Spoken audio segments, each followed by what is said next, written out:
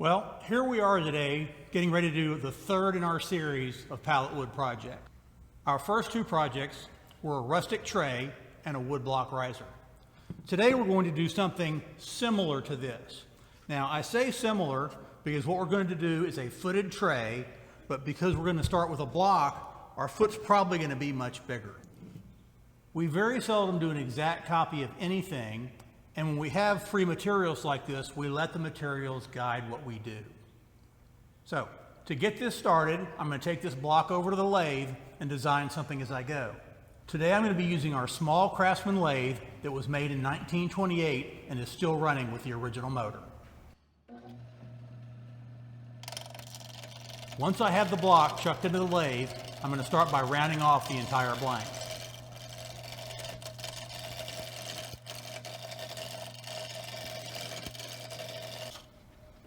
From there, I'm going to work on the shape of the foot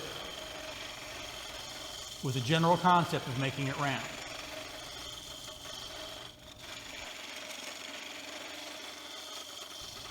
I started this project off with a spindle gouge. Now I'm using a scraper. In a lot of cases, the scraper is not going to be the most efficient tool to do what I'm doing, but it's a good tool to use when you really don't know where you're going with the project.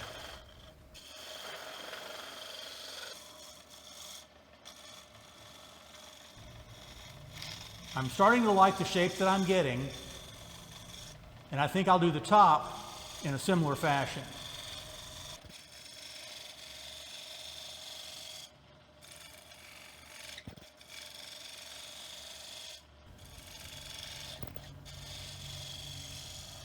I'm pretty happy with the shape that I've got. Now I'm going to sand it off and then make 4 more so that I'll have 4 for the project and 1 to save.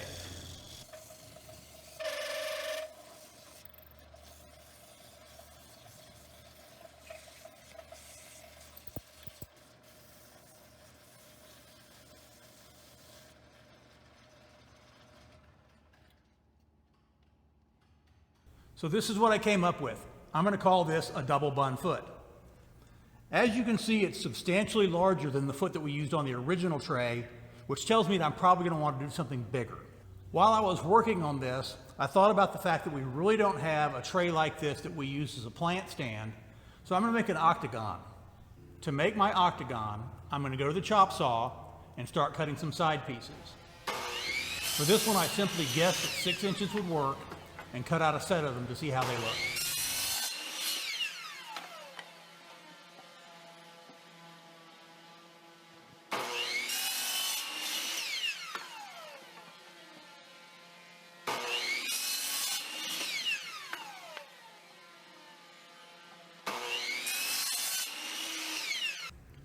Now that I've got these cut, I'm going to go ahead and nail them together and see if I like the way they look.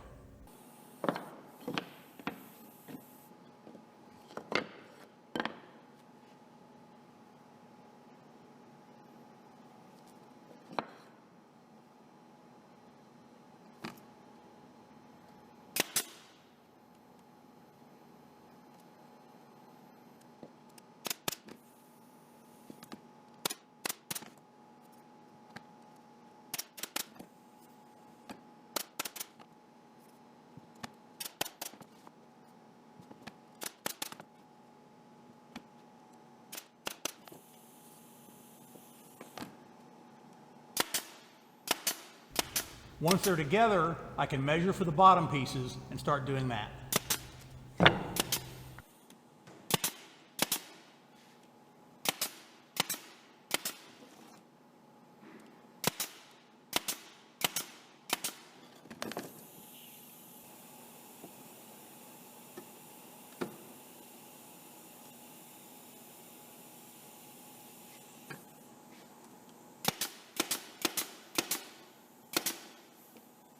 Once the bottom's in, it's time for sanding.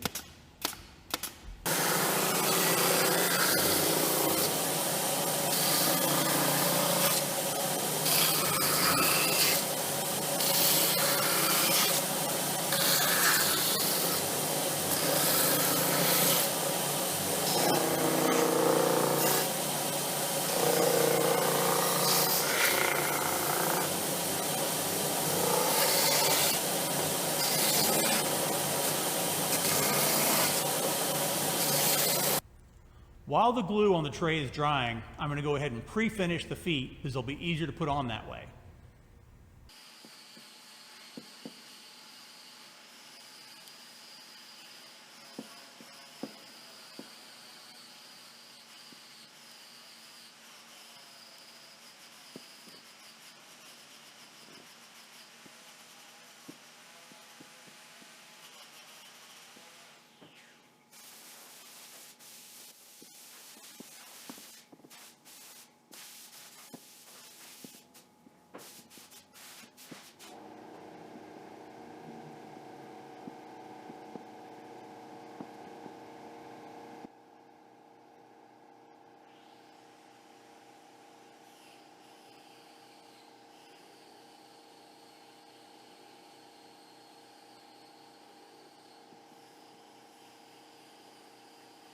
Now we're going to start finishing the tray, going in several stages and letting it dry in between.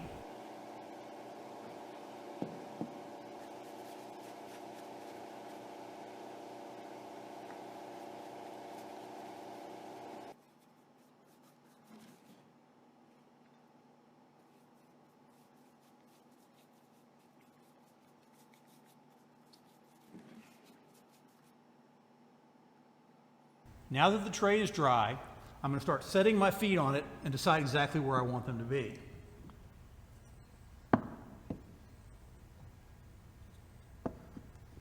With the feet in place, I'm going to use a tape measure to determine where the center of each foot is and then mark it with a Sharpie. Once that's done, I'm going to put a screw through the bottom of the tray at the center of each foot, and then I'll be able to flip them over and put the feet on in the exact right place.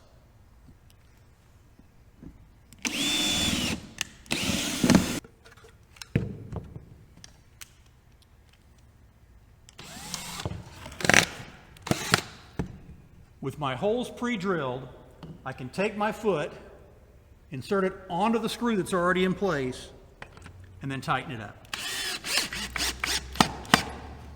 And repeat.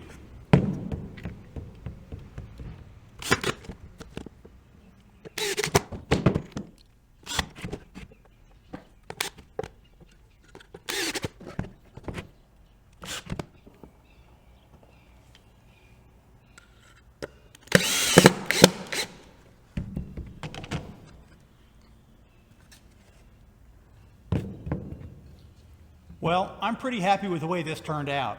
As you can see, it's much, much heavier than the original, but we weren't trying to copy it anyway. Now we're going to take some pictures of this and show you how it looks as a plant stand or as a tabletop piece.